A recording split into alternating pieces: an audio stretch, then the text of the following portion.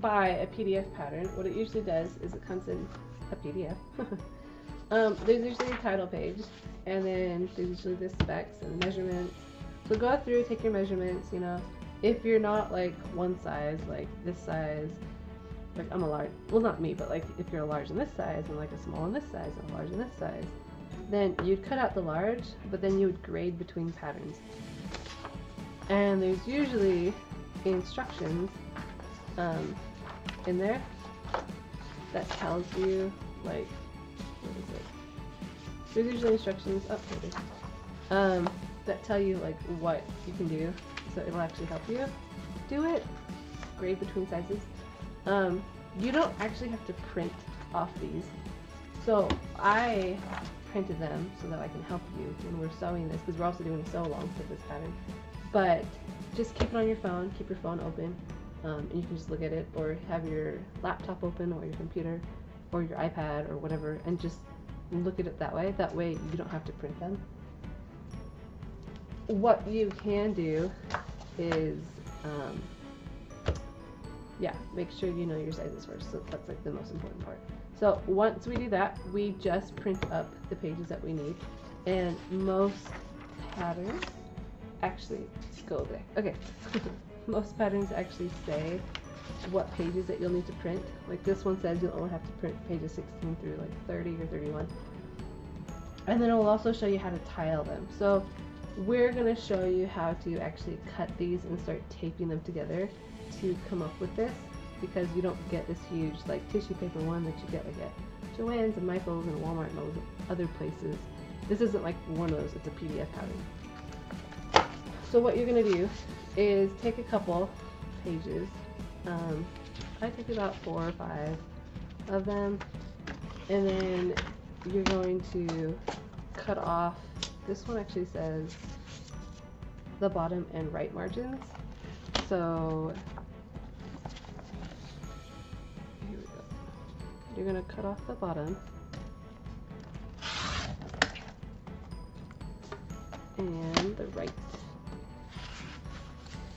margins.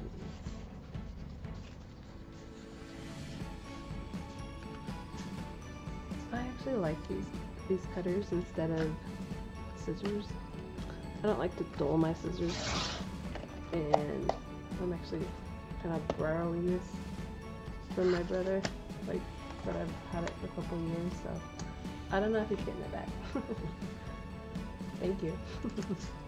Okay, so when you're taping it, you just make sure that the diamonds match up right there and go there. I don't put a whole piece of tape around it. I just put tape on where the patterns are. So if I see a pattern up there, I'll put tape there. Since this one has a little pattern, I am going to tape that little part too. And then I'm also lazy. If I don't see a pattern, I actually cross over it and it's just diamonds, I don't tape this. I'll just leave it alone. If you're looking, I'll actually show you a secret you can see from the template, so you actually know what it looks like. So this is 5, 6, 7, and 8. See? Now on this, it shows you 5, 6, 7, and 8. And it's 4 across, but as you can see, there is no pattern that goes through. There's no pattern that goes through any of those pages right there. So you actually don't have to tape any of this right here. It's just when you print it up, that's how it's going to be. Now I've already also taped off 1 through 4 for you. So if you see here, 1 and 2 is going to hit 5 and 6. So once we go there,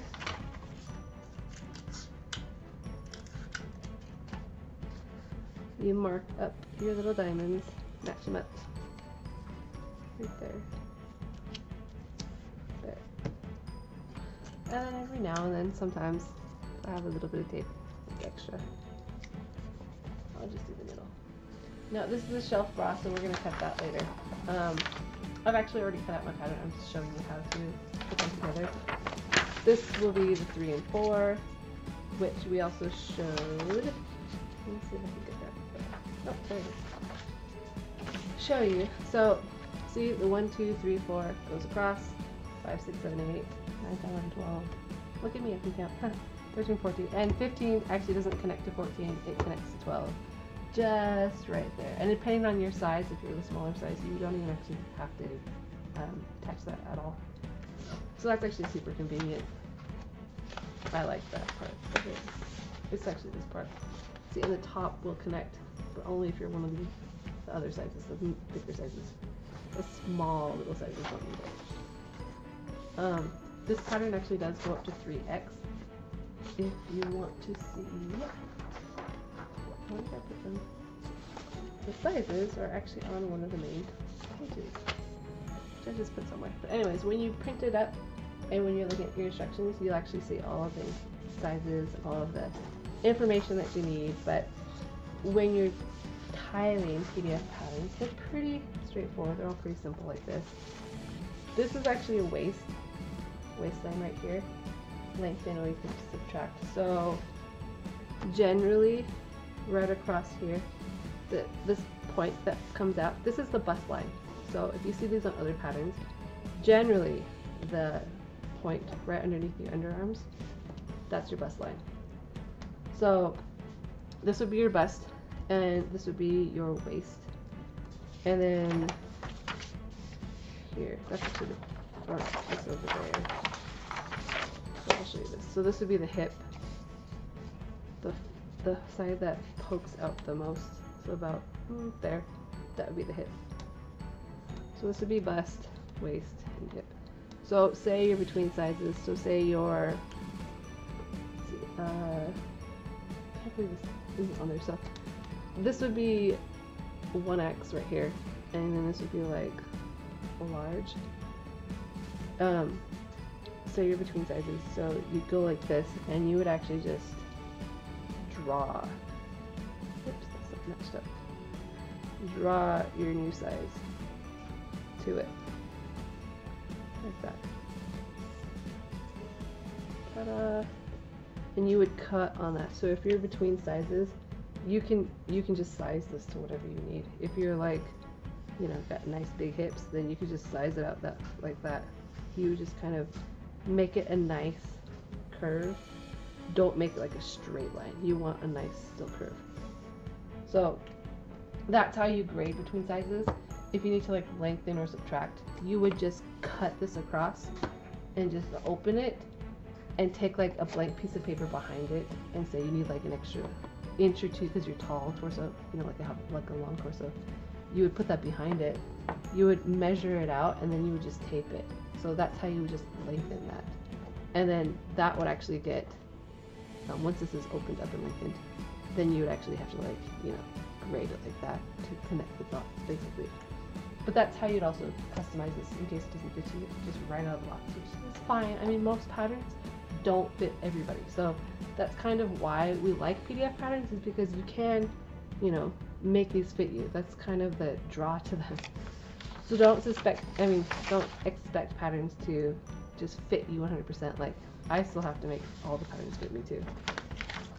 If you do find a designer that you like, stick with them, you know, like, because their sizes are pretty consistent. Every now and then they might change because, you know, new sizing and stuff like that, or they're updating it, but for the most part, there's a certain amount of ease that they're using the patterns that not everybody else does.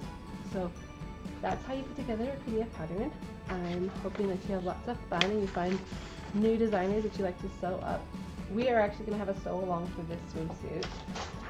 And so in our next video, we're actually going to talk about all the supplies that you'll need for this and some tips on, you know, using the supplies. And then after that, we'll start putting it together. Thanks.